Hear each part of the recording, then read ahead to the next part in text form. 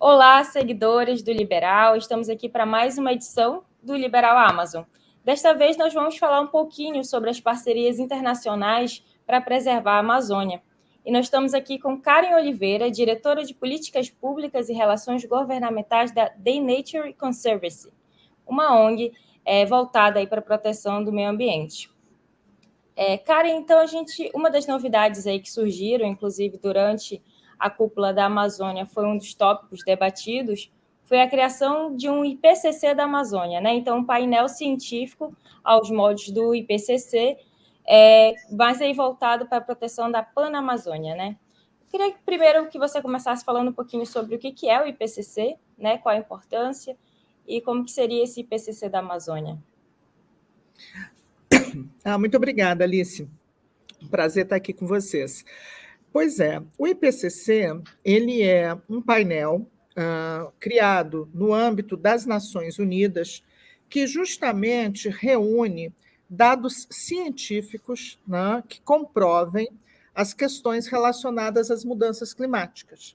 Então, ele dá uma base científica para o processo de negociação, para o processo de tomada de decisão, para que não seja simplesmente uma ação política, mas que seja uma tomada de decisão baseada em acontecimentos reais e comprovados pela ciência.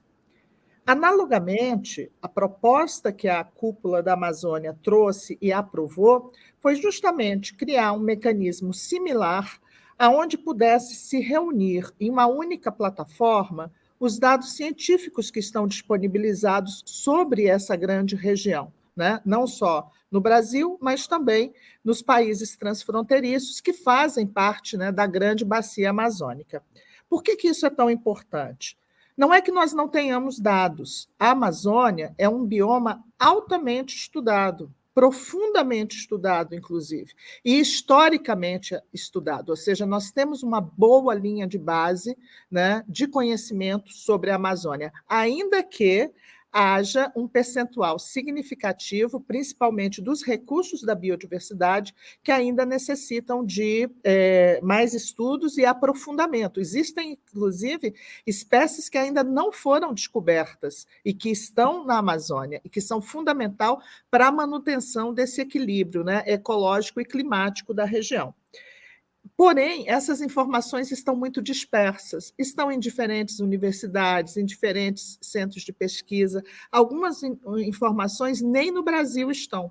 Então, a criação desse painel, junto com um corpo de cientistas, né, que já se dedicam, que já construíram outras plataformas, é um excelente caminho para centralizar, né, todas as informações num único local, né, recebendo diferentes aportes, tendo uma governança participativa e democrática, e no sentido de também tornar esses dados mais acessíveis, né? Porque muitas vezes o dado está só num determinado local, numa determinada instituição de pesquisa, e você tem muita dificuldade de acessar essa informação.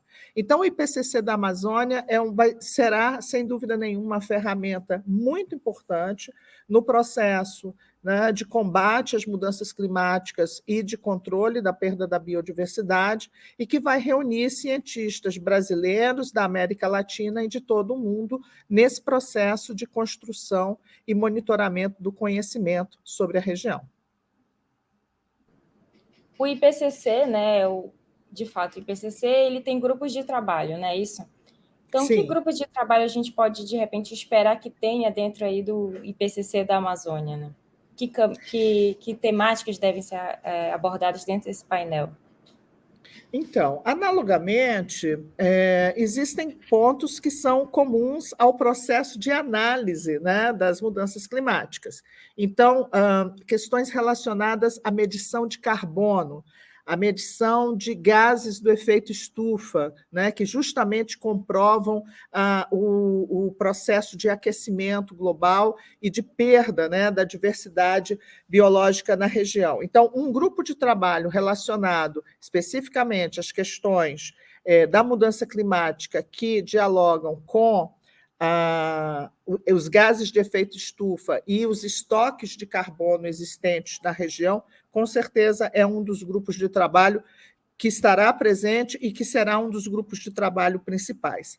Mas, obviamente, existem outros grupos técnicos que vão aprofundar a discussão sobre a biodiversidade na região, ou seja, sobre a fauna, a flora, e também não só a fauna e a flora terrestre, mas também aquática, porque nós estamos falando de uma bacia, né, de uma bacia hidrográfica, que é uma das maiores do mundo, e que tem também uma diversidade biológica super significativa e muito importante também nessa interação clima-biodiversidade. Então, espera-se também um grupo de trabalho que possa, né, aprofundar ainda mais o conhecimento dessa temática.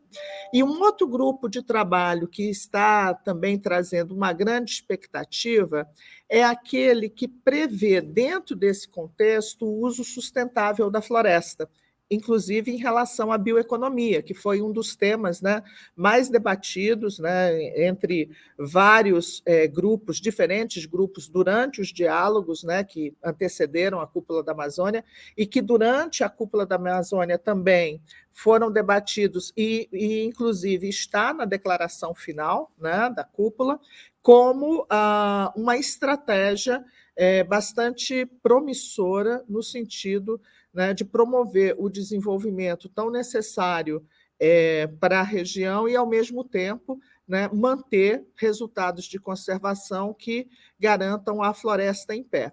Então, eu destacaria esses 3 grupos de trabalho, mas, obviamente, existem outros mais relacionados à questão também financeira, né, e outros impactos que podem ser esperados. Eu destacaria também um outro ponto bastante importante, que é a Amazônia urbana, porque a gente fala muito, né, da floresta, dos rios, mas a gente fala pouco das cidades amazônicas. E as cidades amazônicas têm um papel fundamental, né, nesse processo de integração e nesse processo também de enfrentamento, né, às mudanças climáticas. Então, um outro grupo de trabalho também esperado é um que vai se dedicar a essas questões, a esses desafios que existem, né, para o crescimento das cidades amazônicas. Claro que um crescimento sustentável, né, sempre aí dialogando a questão do desenvolvimento e da conservação.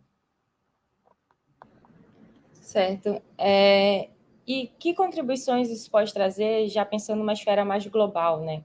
Reunindo essas informações, tendo uma centralização da pesquisa, na verdade, não da pesquisa, mas dos resultados dessas pesquisas, que contribuições pode trazer para realmente no combate às mudanças climáticas, por exemplo? Bom, você sabe que a Amazônia ela é chave, né, no processo de combate às mudanças climáticas, né? É um bioma, a gente chama de hotspot, né? Ou seja, é um bioma que concentra a maior biodiversidade global, né? E que tem um papel fundamental nesse processo de equilíbrio, porque dentro dos vários serviços ecossistêmicos, né, que a floresta amazônica nos oferece, está os rios voadores, né, que nada mais é do que essa transpiração, né, normal, tradicional, que os rios sofrem diariamente por conta da incidência, né, dos raios solares, e esse processo de evaporação permite que camadas sejam estabelecidas e que contribuam aí para o processo das chuvas, por exemplo. E se você tem variações climáticas muito significativas, você acaba atrapalhando esse processo da natureza, que é um serviço ecossistêmico, e não conseguindo fazer com que a floresta amazônica, e aí eu estou falando não só do Brasil, mas, né, dos 9 países que compõem essa bacia, o papel fundamental que eles têm nessa manutenção desse equilíbrio, né? Então, com esses dados científicos, nós vamos poder acelerar a criação de soluções, e mais do que a criação, a implementação dessas soluções que, por exemplo, garantam a diversidade florestal, que é chave. Você sabe que hoje a gente está muito próximo do ponto de não retorno. E o que é o ponto de não retorno, né? É que justamente por conta dessas muitas agressões que foram, ao longo dos anos, né, realizadas contra o meio ambiente, em especial contra a floresta amazônica, a floresta está muito próxima de um ponto que hoje ela não consegue mais se recuperar. Né? Se 20% da floresta amazônica for totalmente degradada, ela não consegue mais manter os mesmos serviços ecossistêmicos que hoje ela nos oferece. Nós já sabemos hoje, justamente por conta desses muitos estudos que vêm sendo desenvolvidos por vários centros de pesquisa, que se hoje nós zerarmos o desmatamento da Amazônia, ou seja, não derrubar mais árvores e qualquer derrubada ser automaticamente compensada, né, essa perda da cobertura vegetal, a floresta não consegue se recuperar sozinha mais. Ela já alcançou um grau de degradação que nos coloca em risco. Então, eu estou usando esse exemplo para dizer da importância desses estudos, desse conhecimento científico, quando você traz ele para dentro de uma política pública, porque ele guia esse caminho que é tão necessário, né, de ser trilhado para implementação, não só para construir as soluções, mas para implementá-las. Né? Porque, ao final, esse é um dos grandes objetivos desses muitos estudos científicos que estão sendo desenvolvidos. Claro que é para manter a floresta, para proteger os rios, né, para permitir um uso sustentável de todo esse bioma, mas, ao mesmo tempo, isso precisa estar refletido dentro das políticas públicas. E as políticas públicas precisam desse embasamento científico justamente para ter a melhor tomada de decisão. Então, se nós conseguirmos fazer esse ciclo de conhecimento funcionar bem, os nossos representantes nas agendas internacionais, nas convenções internacionais, e aí eu estou falando da agenda do clima, né? Agora mesmo a gente vai ter, no final de novembro, a COP28, estamos nesse caminho, né, buscando garantir a realização da COP30 em Belém, em 2025. Então, os representantes que participam desses espaços, com esses estudos e com essas políticas públicas desenvolvidas no país, eles têm melhores condições de assumir compromissos, né, que realmente revertam, né, esse ciclo que não tem nada de virtuoso, né, é um ciclo que vem provocando muitos danos, não só para o meio ambiente, mas também para o bem-estar das pessoas, e, além de assumir compromissos, também garantir um fluxo financeiro que permita que as soluções sejam efetivamente implementadas. Perfeito, Karen. Muito obrigada pela disponibilidade, foi uma ótima conversa, um grande aprendizado aí de como funciona todo esse painel científico e como que deve ser agora para a Amazônia, né? Mais uma vez, muito obrigada pela disponibilidade e até a próxima. Um prazer estar aqui com vocês. Até a próxima.